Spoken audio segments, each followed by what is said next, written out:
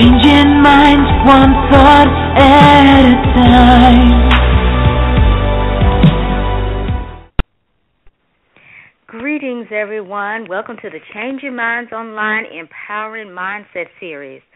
Today I am a lone wolf today, as I say, but that's okay. We're going to have a great time anyway. We all know Jessica's here in spirit, but today we're going to be talking about an awesome topic, 3 important manifestation habits to create in 2016. So without further ado, I'm going to introduce the wonderful money mindset coach for entrepreneurs, international bestseller, and of course, transformational speaker, Miss Jennifer McFarland. Hello, Jennifer. Hi, Akina. Thank you so much for having me on the show. I'm so excited to be here. Oh, it's definitely my pleasure. Definitely. And, you know, manifestation is a huge topic today. And, you know, a lot of people don't truly know what manifestation is all about. Can you give us a little background on that? Yeah, absolutely. It's funny. I was just talking to a friend of mine the other day, and I was like, you know, do you really understand, like, have you heard of the law of attraction? And she said, well, I understand the law of attraction. I think it's like when things are attracted to each other, or like connects like, right? And I was like, well, we sometimes forget that everybody doesn't have the same amount of knowledge, right? Right. And so manifestation and the law of attraction is really about energy. And I like to talk straight up about money because that's the subject I really love to chat about. So when you are thinking about money, speaking about money, and feeling the money in your life, manifestation is really when something feels good in your whole body and in your thoughts, you manifest more of that. So it's like the law of attraction. Yeah, it's about attracting things to you, but it's about attracting them to you by feeling really good. Wow, I've never heard it said quite that way before. Yeah, I think it's sort of like the thing that a lot of people are missing about manifesting and attracting things to you in the law of attraction is that it's got to start with this deep rooted feeling of excitement and love and joy and security, which is, as I'm going to move into, kind of like it's all first chakra stuff. And I'm sure you're familiar, Akina, with the chakras. Oh, yes. Oh, yes, I figure. So the first chakra is really where we manifest from, especially when it comes to money, because we've been taught, our generation and generations before us, that money is kind of something to worry about and something to fear, and there's never enough of it. And when you're manifesting from that belief system, you will always get more lack of, more worry, more experiences that have you worry about your money. And when your first chakra is balanced, you will feel like you belong here on this earth, like you're purposeful, like you're grounded in your purpose. And all of those worries about money and security and safety, just kind of they don't have such a loud internal voice. And so you start to manifest really from a place of grounded excitement is the best way to explain it. And I would love to share with you guys something later, linked to audio that I've recorded called The Moneygasm, and it's a way to really wake up that first chakra energy and balance it out. Oh, you might have to stop me, Akina, because I tend to just get going talking, and you might have to. I no tend worries. to go off. No worries. We are in a very, very good place because, you know, a lot of times it's like what you said, your friend. They really don't know the true meaning of manifestation. You know, we say it a lot of times. We say law of attraction. We throw it out there. But do we really know what it means? So that was a wonderful, wonderful explanation. Now, I want to go into the money piece of it, right? So you said that it makes you feel. Yes, let's talk about the money. All right. So now it's been said that, you know, you can manifest money to you. You can bring the money to you. So tell us something about that piece. How can you bring the money to you? Yeah, and this is something that is really hard for people to grasp because we want to, with our money, we have it so sort of locked up in a box of exactly how much we're going to make and exactly how much we're going to spend and exactly how much we need, that we don't leave in our belief systems, we don't leave a lot of room for surprise or magic. And what I notice from tracking my own money and always leaving room for magic, so when I don't really budget, but when I'm writing things down and I'm looking into the future of, this is what I, would like to have come into my life this month, I always sort of write down what I think is coming, and then I always write leaving room for magic. Because when you've got it so rigidly put in a box of what you're going to make, you leave no room for the world, the universe to surprise you. And I'm going to ask you all just to open that space up, because when you open up space for magical things to happen, unexplainable money comes into your life. I have money recorded, over the years that it doesn't make sense, where you're like, where did it come from? There's no explanation for it. That's the kind of money I love. It's like, wow, it's kind of like you don't even notice that it appeared. Just at the end of the month, you're like, wow, I've got all this extra money, and I don't know where it came from. Doesn't that feel different? Oh, yes. And can you feel that at your base chakra? There's like a sense of magic and security in that. Yes. And, really when it comes to money and what you can attract to you, what you can bring to you, is all based on what you've been taught to believe that you can have. So if you were a child brought up in a family who didn't believe that there was abundance, say the conversation was based on lack of, and we don't have enough money for that, if that was the answer whenever you wanted something that you really wanted, you learned at a very young age, and you were programmed to believe that you couldn't have what you wanted. And oftentimes it links straight to what a person makes. And that's what I call generational limitations, or it can even be ancestral limitations in how much money you believe you can make or have.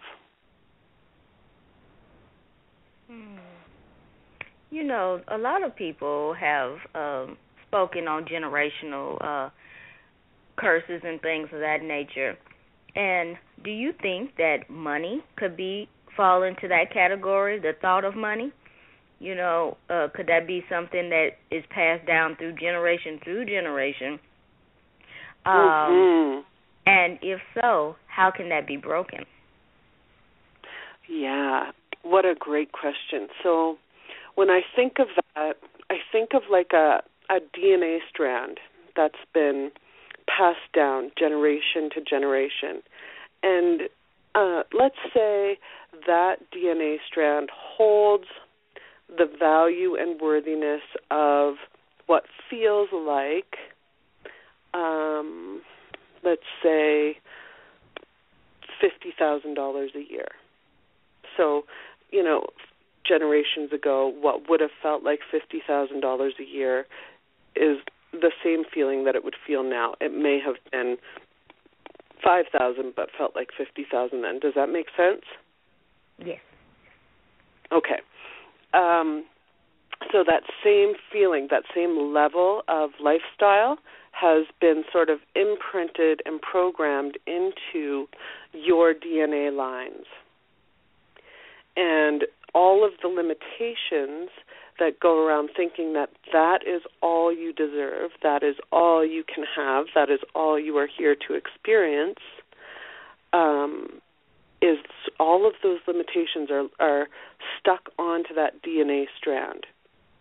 And in order to start to release those deep, deep, deep imprints, programs, and limitations, belief systems, there's layers and layers and layers of them, you've got to really start to go back and go into a feeling place, recognize that those aren't really even your beliefs. And then, it helps to work with somebody. It can be a great friend. It can be a coach, because they can pick things out that you keep stumbling over in your own life, and you don't even notice that you're stumbling over them. And then you release these limitations that are stuck on the DNA strand or stuck in the brain somewhere. You can release them sometimes directly from the brain where they get lodged. And then you have this pure, unlimited DNA strand left once you sort of strip those limitations that are stuck on, kind of like leeches, onto the fabulous manifesting DNA that you do have. And that strand starts at the base as well, at the first chakra. That makes perfect sense. I've never really thought about it from this angle. You are bringing so much insight today. So now, I know we're supposed to be talking about the 3 important manifestation habits to create. Can you break those down for us? Yeah. And so I also work intuitively with channeled energy. So I've been paying a lot of attention. That energy has been really heightened over the past month. And I believe that a lot of people listening to this would agree that they're starting to feel things differently. There's been a huge opening when it comes to, those limitations. They're falling away very quickly for so many people. And just to go off track for a second, the message that I get that goes with that is that we are now entering a time where the money on the planet is asking to be balanced and put into the hands of many. So instead of thinking that there is, the 1% that hold all of the money, one of the first things we have to do is start thinking, visualizing, and speaking that money is different. So we must start to see that there is richness and abundance available to be spread for everyone. We have this thought that there's only so much money in the world to go around, but it is really such an unlimited and fantastic energy. So the first thing, the first habit that I recommend everybody start to play with is to start releasing that negative money belief, talk, or thought. So if you start to hear somebody talking about the recession or something that sort of carries a negative, limited money vibe with it, stop it in its tracks. Say it's a crock of baloney. Change the subject into a more abundant conversation.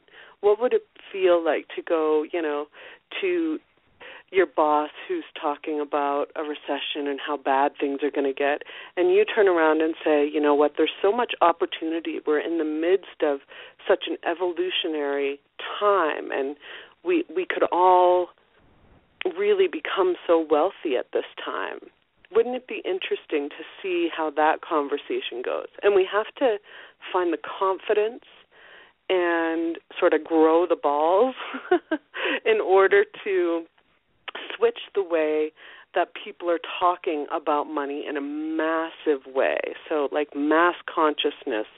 And each thought that we can change, each conversation that we change the direction of, is actually energetically changing the whole vibration of money on this planet. So the number one thing is to be aware of exactly how you're thinking, feeling, and speaking about money, and, being ballsy enough to say that and change how conversations are happening. Because money, the vibration, the energy of money, wants to be released. It wants to have a good time. It's like here to do nothing more than to give us a good time and have a good time. The number two thing is we don't do often enough anymore is to play with our money. Often all of our money is going through technology. We barely ever feel it in our physical hands. We're not actually feeling the flow of it in our lives, and money is constantly moving. It's very, very rarely stagnant. So, I recommend, especially during a full moon, go and take some money out of the bank, like a good bundle of money, what feels good in your hand, and spend some time with it. And, feel it in your hands. Throw it in the air. Don't be afraid of it. And give your money some attention. If you thought of your money as a friend, you would want to give it some attention. You would say loving things to it. You would say what you want to do with it, where you want to go with it, how you want to share and spread it. So money is really being asked at this time that we, in order for this mass shift to happen around money, that we start really enjoying it. And that is meant to be in a physical way. Even sleeping with your money. Put it in your bed. Fall asleep with it. We never do those kind of things, right? Right. And the last thing is to spend at least 5 minutes. It doesn't take a lot, but just spend 5 minutes every day feeling your body, feeling how money, the conversation that you carry about money, feeling how that feels in your body, especially at the base, in the perineum area, your pelvic floor muscles, the vagina, the anus, all those areas, the inner thighs, and start to really imagine what money feels like in that area. It's a spectacular thing when you start to play and balance that energy. It's been so unbalanced for so long because our money beliefs have been unbalanced. And now we're starting to balance that energy out, and our bodies want to balance with it. So those are the 3 habits to really form in 2016, because there's this huge shift going on. So you want to really pay attention to your first chakra and how all of the money stuff, the money shifting in the universe at this time is feeling in your body. Just 5 minutes a day. And then to play with your money, at least once a month, take out a good gangster roll of money and play with that. and then to, release and grow be ballsy enough to switch the conversation when the conversation's coming up and looking like lack. Switch that, and how would you talk about your good friend? So those are the three habits. Any, I don't know, are we taking questions, Akina, or I couldn't remember if this was a questions. Well, it's just questions with me today, but we do, I do have a few more for you. And yes. Now I like how you were saying, think of money as your best friend. That is a wonderful thought. Now, what does that do to your mindset when you start thinking of the money as your best friend? Oh, well, everything just becomes a lot more fun.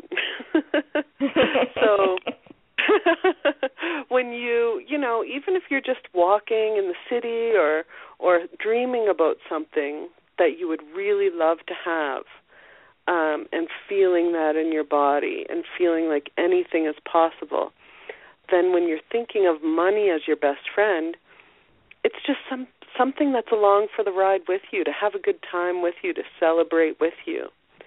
And, money doesn't want to be overspent either. It doesn't want to be taken advantage of. It really wants to be spent on the things that you love, love, love. So, don't settle for almost good enough. Save up a little bit more and get that thing that you love. Just like if it was your best friend, you wouldn't settle for somebody who treated you horribly. You would wait for that best friend, right? Right. Because that's what the one that makes you feel good to be around, the one that you can laugh with.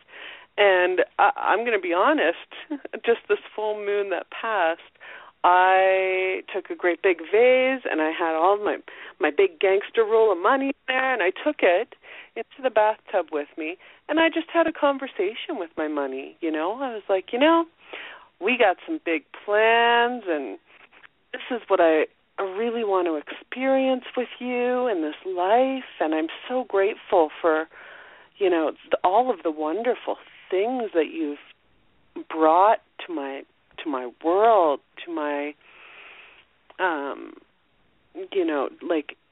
thank you for everything that you've brought into existence for me. And I want to share you. I want to share you wildly and widely with other people. And, how can I help? Let's be in this together. Let's go at this like a team.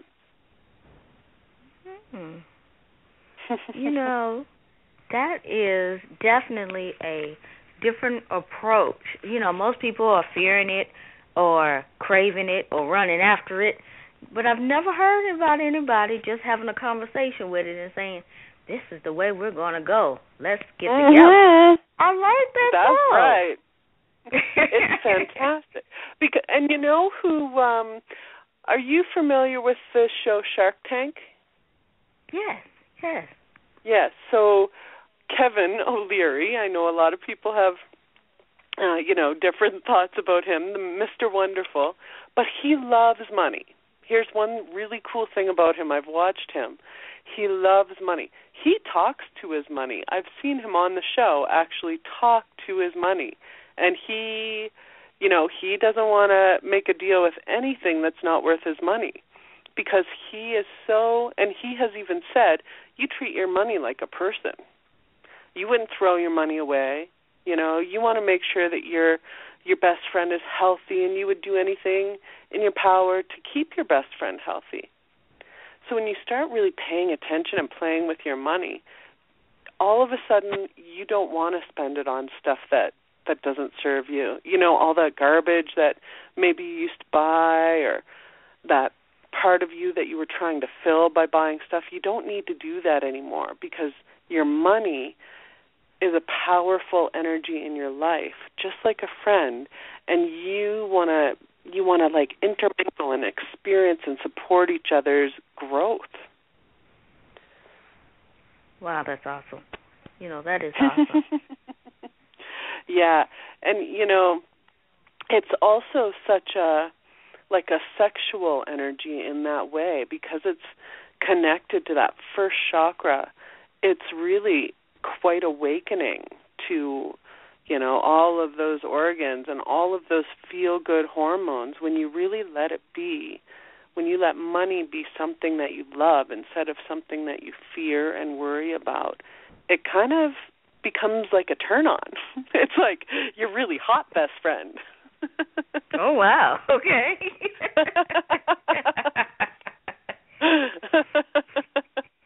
Yeah. It's like Brad Pitt. Right. Okay. Think of your money as Brad Pitt. Wow. Why not? Right? It's all about changing the mindset. And I know that you had mentioned earlier about the Moneygasm audio that you had for the audience. Can you tell us about that? So the Moneygasm, I also do hypnosis as part of my money mindset training that I do with coaches mostly. And it kind of takes you into a place that's like a meditational hypnosis that really can help you wake up that area. So it's not, it's not over the top. It's just really, it's a really nice way to start to wake up that area in your body, that energetic area.